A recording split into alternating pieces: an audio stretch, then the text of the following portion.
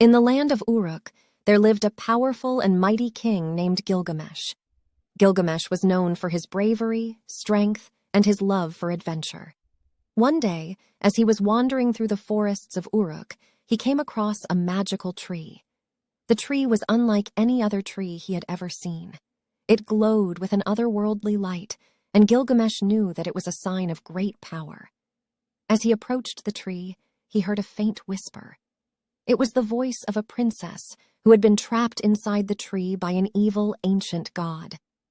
The princess begged for Gilgamesh's help, and he promised to do everything in his power to save her. Gilgamesh knew that he had to act quickly if he was going to rescue the princess. He set out on a perilous journey to find the ancient god who had imprisoned her. It was said that the god lived in a distant land, far beyond the borders of Uruk.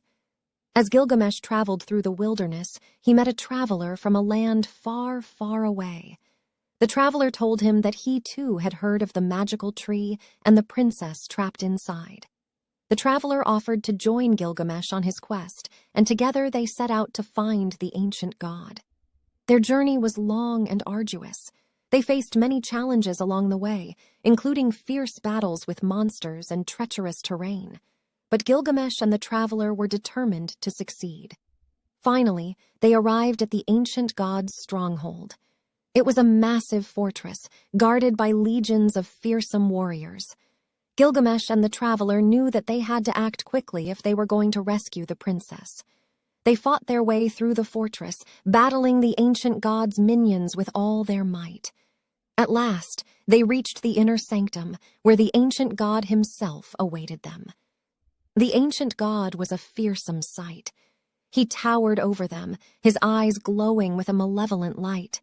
He laughed as he taunted them, saying that they could never hope to defeat him. But Gilgamesh and the traveler were not deterred. They knew that the fate of the princess was at stake. With all their strength, they launched a fierce attack on the ancient god. The battle raged on for what seemed like hours. The ancient god was a formidable opponent, and he fought with all his might. But in the end, Gilgamesh and the traveler emerged victorious. With the ancient god defeated, they rushed to the magical tree to free the princess. As they approached the tree, they saw that it was no longer glowing.